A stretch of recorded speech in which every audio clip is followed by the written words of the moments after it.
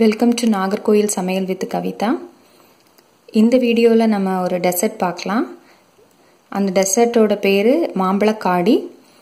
இந்த மாம்பழக்காடி செய்ய தேவையான பொருட்கள்: ஒரு மாம்பழம், அரை கப்பு பச்சரிசி, அரை கப்பு தேங்காய் துருவல், 3/4 கப்பு சர்க்கரை, 1 டீஸ்பூன் சுக்கு பவுடர், 3 ஏலக்காய்.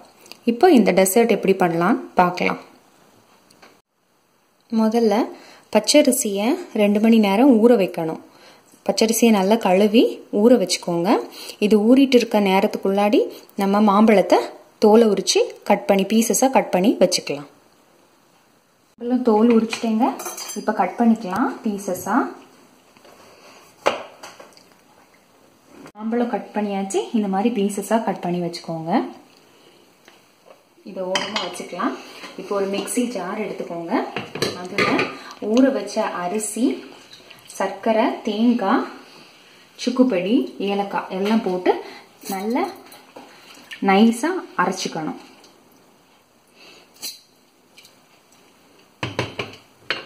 சர்க்கரை போட்டுக்கோங்க, தேங்காய், சுக்குப்பொடி, 3 ஏலக்காய். இதை நல்லா நைஸாக அரைச்சிக்கோங்க. மிக்சியில் நல்லா அரைச்சாச்சுங்க. கொஞ்சமாக தண்ணி ஊற்றி இந்த மாதிரி நைஸாக அரைச்சிக்கோங்க. இந்த மாதிரி கட்டியே இல்லாமல் நைஸாக அரைச்சிக்கிட்டோம். இப்போ ஒரு பாத்திரத்தை அடுப்பில் வச்சுட்டு சூடு பண்ணிக்கோங்க. அதில் இந்த மிக்சியில் அரைச்சி வச்சுருந்த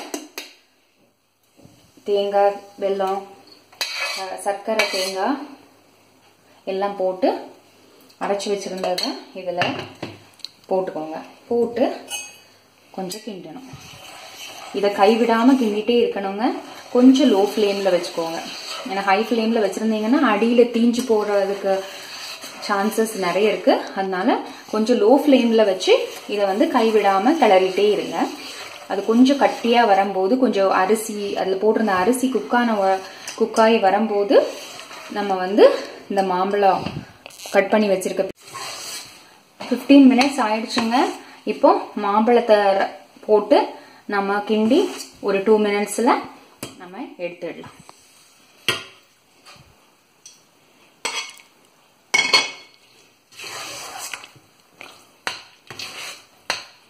வேணா கொஞ்சமா தண்ணி சேர்த்துக்கோங்க.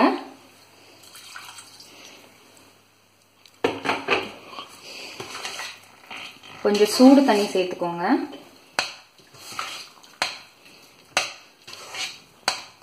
இந்த மாம்பழக்காடியில் நம்ம எந்த ஃபேட்டுமே ஆட் பண்ணல. ஸோ குழந்தையிலேருந்து பெரியவங்க வரைக்கும் எல்லாரும் சாப்பிடலாம். இது ஹெல்தி டிஷ்.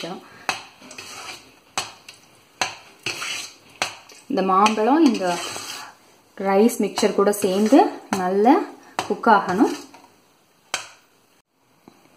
மாம்பழம் போட்டு ஒரு 5 மினிட்ஸ் லோ ஃப்ளேமில் வச்சுக்கோங்க.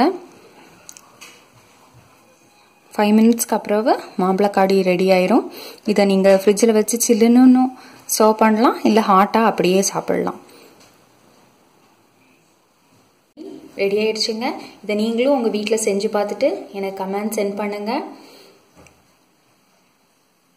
Please like, share and subscribe my channel. Thanks for watching.